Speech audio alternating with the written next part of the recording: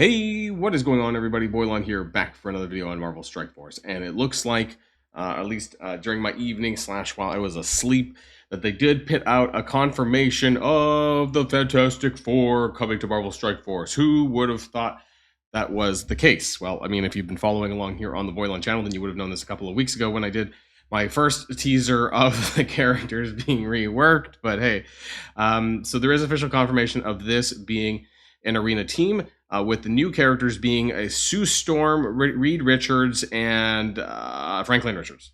So new Invisible Woman, new Mr. Fantastic, and Franklin Richards, which were all three of the characters that I had said in my last video just a couple of days ago.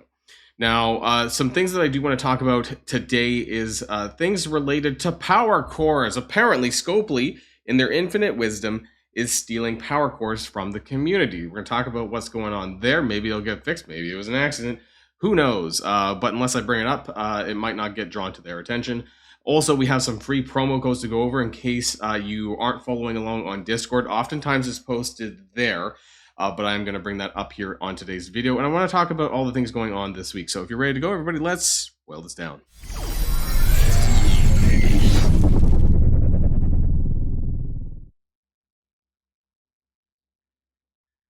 I'm going to apologize ahead of time. For some reason, whenever I open these pictures, images from Discord, it comes out in all white. Some sort of community event, but this was the first promo code here, incoming intel. So I believe it's this photo here, gift redeemed, 20,200 training modules. So I'm going to type it in here in case you can't. Incoming intel in all caps. I'm going to zoom in. Hopefully you can see that there. So I'm going to put these codes in the description and pinned comments as well. There's another one, but anyways, this first one, incoming intel, is going to be for this. So 20,000 intel and 200 L4 training modules. There is one more related to the Fantastic Four, and it is called Just 4. Or at least I haven't redeemed it yet, so I'm going to go ahead and do that now. Should give us, there we go. So it was 2 million gold, 800 L3 purples training modules, which is actually equivalent to the 200 ones here, and then 100 shards of each of these. For new players, this will be really nice because that is an instant unlock for this Invisible Woman, and I understand that, you know, that's not the new one coming out, but it is a 3-star for the Thing and Human Torch for you guys to get started on that, because I think if you are a new or mid-game player, you are going to want to upgrade these characters ahead of next patch, because they are going to be really good. Now, as far as what more they do, well, I watched the strike spot, and I got to admit, like, the takeaway that I got was that Franklin Richards is going to be pretty OP. And so if you were thinking of saving your power course for any of the characters, it's going to be for him.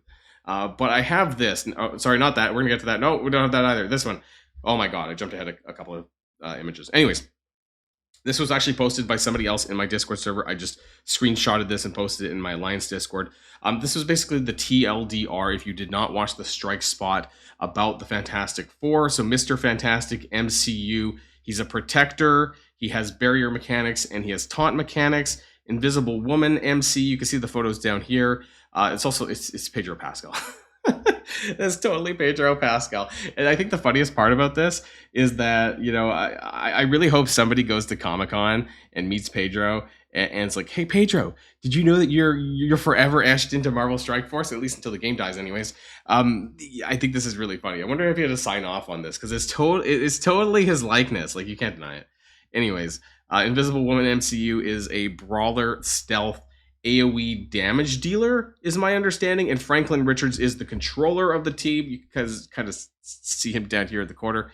He has a new battlefield effect, which hasn't been revealed, I think, to us.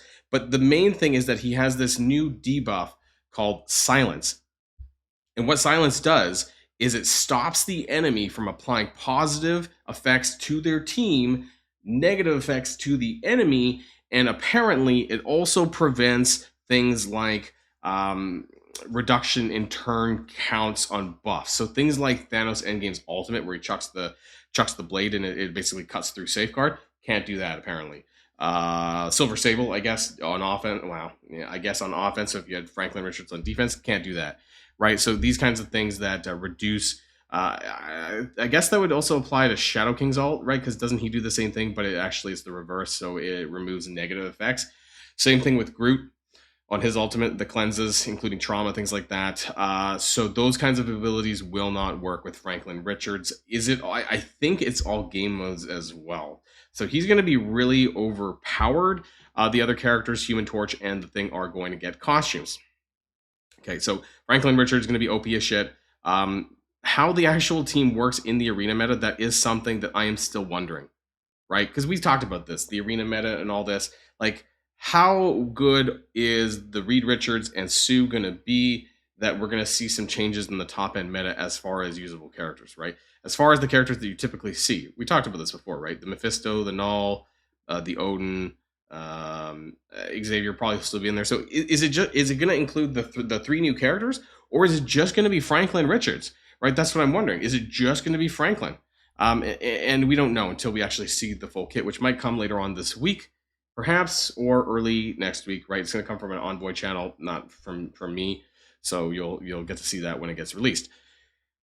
What's your thoughts? Let me know in the comments down below. I guess I'm going to do what I had been talking about, which is just to try and save. But if Franklin is the last character to come out, then I should have no problems with having power cores to get him to 5-star. I would probably blow about 20,000 power cores on Franklin Richards, and also make sure that I have intel for him, because right, that's the other thing, is that by the time this team comes out, you're probably actually, for once, you're probably actually going to want to spend your intel on the character shards for the new Fantastic Four characters, because they're going to be so important for your roster that, yeah, it might be worth deviating a little bit from the G20 grind to actually get character shards from these, or have them unlock quicker if you're on the free-to-play track.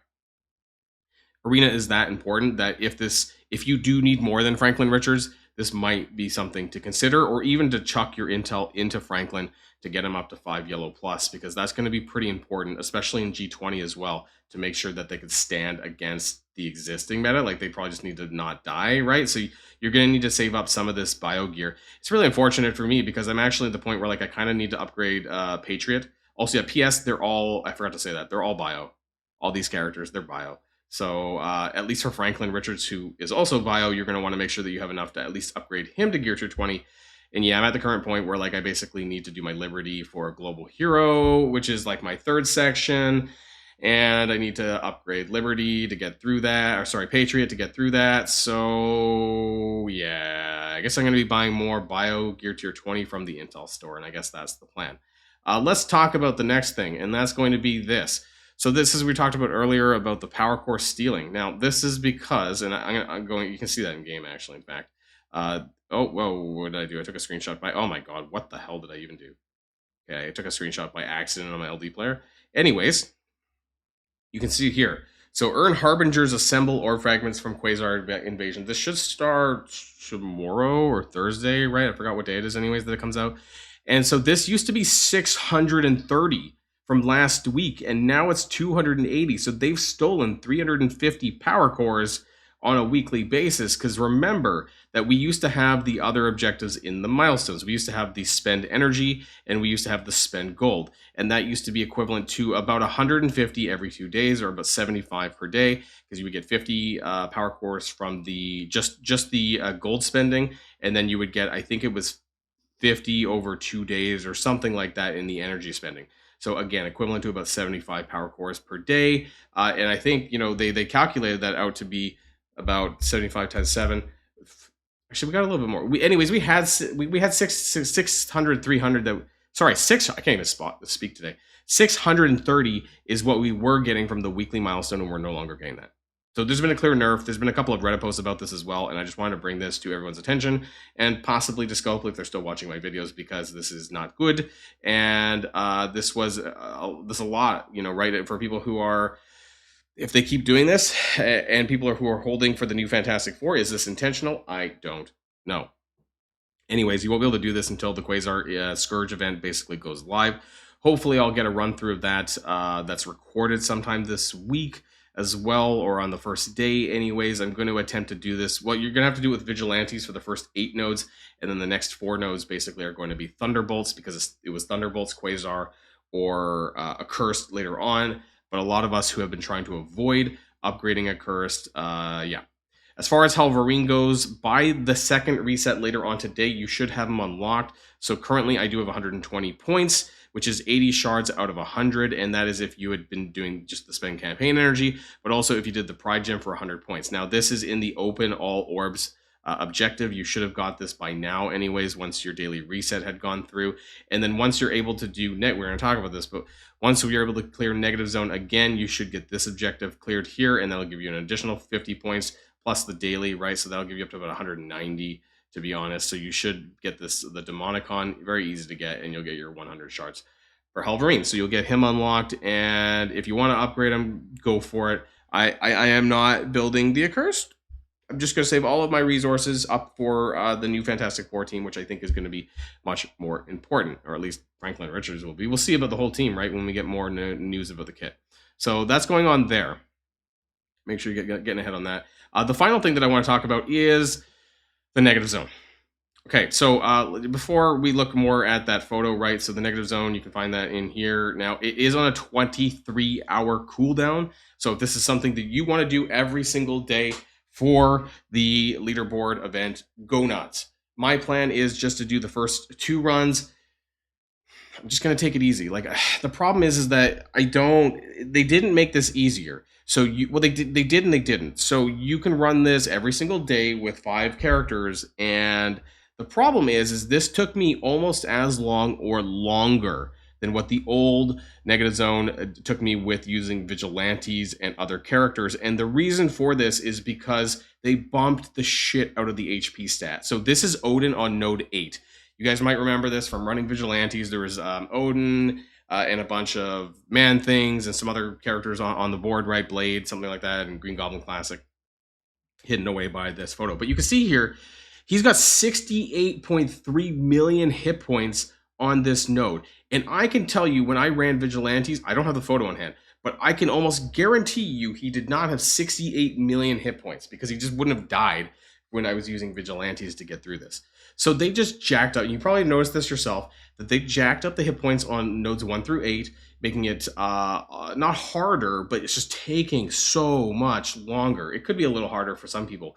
I am able to use most of my entire roster, so I've been using Null, Old Man Logan, Odin, Mephisto, and Kahori. You could use a different 5th character. You know, that's just what I was using to apply expose. Kahori was helping apply expose to other characters. Mephisto has a expose mechanic, that kind of thing. You know, maybe you could use Thanos endgame, things like that. But anyways, that's just what I decided to use. That's not really the point of this. The point was that it still took me about 40 minutes to do this. Interestingly, apparently, I actually did it so early that I managed to, and I just want to share this anyways. My claim to fame in the negative zone, if it'll load, I actually scored 24 on the negative zone. I was the 24th person to clear negative zone, but it still took me a long time. It took me like 45 minutes, I think, to clear this. This was the first thing I did at reset when I was going through this. There's some other people in my Roggles. Shout out to Roggles, because he's in my Discord server as well. So, you know, I was doing this very early on, but it took a long time. And I don't want to do this every single day for 14 days. I learned my lesson from the Odin leaderboard event. That being said, I think that this leaderboard is going to be less competitive than that Odin leaderboard. So if you want to go through this and do this every day, have at it, right? You know, I'm not going to complain about people who want to do it, but I'm not going to do it because I respect my time too much. There's a lot of things going on right now in my real life, but also things that are happening this week, like the release of Marvel Mystic Mayhem tomorrow.